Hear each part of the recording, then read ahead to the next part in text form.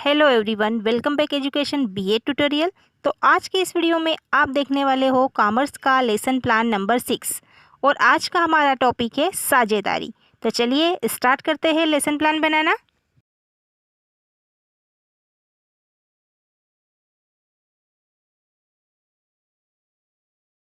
सबसे पहले हम पाठ योजना क्रमांक, लेसन प्लान नंबर डालेंगे। उसके बाद सामान्य जानकारी, यहाँ पर छात्र अध्यापक या छात्र अध्यापिका का नाम, कक्षा, विषय, दिनांक, कालांश, अवधि, ये सारी सामान्य जानकारी हमें हर लेसन प्लान में फिल करनी होगी। इसके बाद हमारा टॉपिक प्रकरण, तो आज का हमारा प्रकरण है साझेदारी।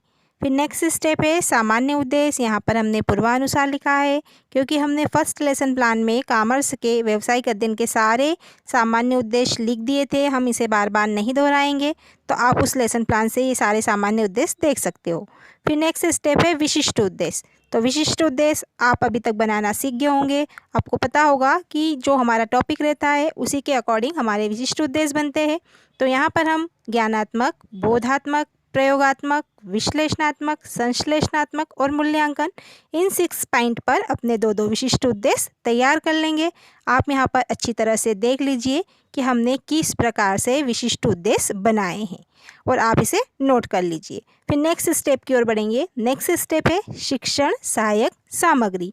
हम टीचिंग के दौरान, शिक्षण के दौरान जो भी सामग्री यूज़ करेंगे, जिन सामग्री की हमें आवश्यकता होगी उनके नाम लिख देंगे। तो यहाँ पर हम चौक, डस्टर, श्यामपट्ट, पाइंटर, बुक, हमें जो भी सामग्री लग रही है उनके नाम हो जाएंगे। ये हो गया शिक्षण सहायक सामग्री। फिर नेक्स्ट स्टेप है शिक्षण विधियाँ। तो टीचिंग के दौरान हमें कुछ मेथड भी यूज़ करनी पड़ेगी कि हम इस लेसन को किन विधियों के द्वारा प्रस्तुत करेंगे। तो यहाँ पर हम व्याख्यान विधि, प्रश्नोत्तर विधि, आगमन विधि, निगमन विधि, इन सब विधियों का प्रयोग करेंगे। तो ये हो गया शिक्षण विधियाँ। फिर हम नेक्स्ट स्टेप की ओर बढ़ेंगे। तो नेक्स्ट स्टेप है पूर्व ज्ञान, प्रीवियस नॉलेज। तो यहाँ पर विद्यार्थियों को साझेदारी के संबंध में सामान्य जानकारी है। बच्चे हैं वो साझेदारी के संबंध में सामान्य जानकारी रखते हैं। ये हो गया पूर्व ज्ञान। इसके बाद नेक्स्ट स्टेप है प्रस्तावना, अभिप्रेरण या मोटिवेशनल क्वेश्चन। तो यहाँ पर आपको 2 कॉलम बनाने हैं, छात्र अध्यापिका व्यवहार और छात्र व्यवहार। फिर हमें यहाँ पर बच्चों से कुछ क्वेश्चन करने हैं।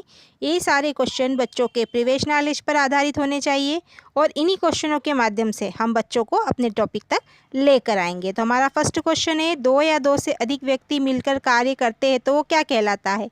बच्चे ने बोला समूह कहलाता है। फिर समूह में कार्य किस उद्देश्य से किया जाता है? बच्चों ने आंसर दिया लाभ कमाने के उद्देश्य से समूह में कार्य किया जाता है। फिर नेक्स्ट क्वेश्चन साझेदारी क्या है? बच्चों को सामान्य जानकारी थी तो बच्चों ने आंसर दे दिया कि साझेदारी का अर्थ ठहराव है। फिर नेक्स्ट क्वेश्चन पूछा कि साझेदारी की विशेषता बताइए या साझेदारी के बारे में आप और क्या जानते हो? बच्चा यहाँ पर निरुत्तर हो गया। तभी हम अपना उद्देश्य कथन बच्चों से कहेंगे कि बच्चों आज हम साझेदारी का अर्थ, उसकी परिभाषा और इनकी विशेषताओं के बारे में विस्तृत अध्ययन करेंगे। ये हो गया प्रस्तावना प्रश्न और उद्देश्य कथन। हम बच्चों को पूर्व ज्ञान के आधार पर अपने नए ज्ञान से जोड़ेंगे। फिर नेक्स्ट स्टेप की ओर बढ़ेंगे। तो नेक्स्ट स्टेप है प्रस्तुतिकरण, प्रेजेंटेशन, जो कि लेसन प्लान का मुख्य पार्ट है। आप यहाँ पर 3 कॉलम बना लीजिए, शिक्षण बिंदु, छात्र अध्यापक व्यवहार और छात्र व्यवहार। फिर हम अपने टॉपिक के एक एक बिंदु को बच्चों को समझाएंगे। सबसे पहले हमने बच्चों को साझेदारी का सामान्य परिचय दिया, फिर उसकी परिभाषा दी, अर्थ बताया। इसी बीच आप यहाँ पर प्रस्तुतिकरण चार्ट भी लगा सकते हो। तो आप अपनी क्रिएटिविटी से एक चार्ट बनाइए और बीच में लेसन प्लान में लगा दीजिए। फिर हमें अपने प्रेजेंटेशन को रखना होगा। तो यहाँ पर हम अर्थ, परिभाषा बताने के बाद साझेदारी की विशेषता बताएंगे। तो यहाँ पर हमने सबसे पहले साझेदारी की संख्या, साझेदारी की पात्रता, ठहराव, अनुबंध की क्षमता, लाभों को बांटना, असीमित दायित्व, ये सब साझेदारी की विशेषता है। तो हमने एक एक करके बच्चों को सारी विशेषताएं बता दी और बीच बीच में हमने बच्चों से यहाँ पर क्वेश्चन भी किए। फिर हमने जाकर नेक्स्ट विशेषता जो भी थी, पूंजी लगाना या अनिवार्य शर्त क्या है, व्यवसाय का होना क्या होता है, व्यापार का संचालन क्या होता है, ये सारा कंटेंट हम यहाँ पर प्रस्तुतिकरण में लिख लेंगे, जो कि हमको एक लेक्चर के दौरान प्रस्तुत करना होता है। हमारे पास जितना समय है, समय के अकॉर्डिंग हम यहाँ पर उतना कंटेंट लिख लेंगे। तो ये हो जाएगा प्रस्तुतिकरण। फिर नेक्स्ट स्टेप की ओर बढ़ेंगे। तो नेक्स्ट स्टेप है पुनरावृत्ति प्रश्न। मीन्स हमने जो कुछ समझाया बच्चों को उन्हीं में से पुनः कुछ छोटे छोटे क्वेश्चन करेंगे। तो यहाँ पर हमने बच्चों से 3 से 4 छोटे छोटे क्वेश्चन किए हैं। आप क्वेश्चन देख सकते हो। साझेदारी की परिभाषा लिखिए। साझेदारी फर्म में साझेदारी बनने की पात्रता किसे है। साझेदारी में अनुबंध का होना आवश्यक है, समझाइए। और साझेदारी की विशेषता बताइए। ये हो गए पुनरावृत्ति प्रश्न। फिर नेक्स्ट स्टेप है कक्षा कार्य। तो कक्षा कार्य में हमने बच्चों को सही विकल्प दिए हैं। बच्चे ये कार्य कक्षा में ही बैठ के करेंगे। फिर नेक्स्ट स्टेप है गृह कार्य, होमवर्क।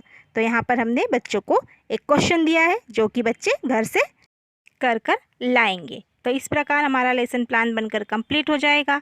अंत में हम शामपट सारांश लगा देंगे। तो आप यहाँ पर देख सकते हो कि हमें शामपट सारांश पे क्या लिखना होता है।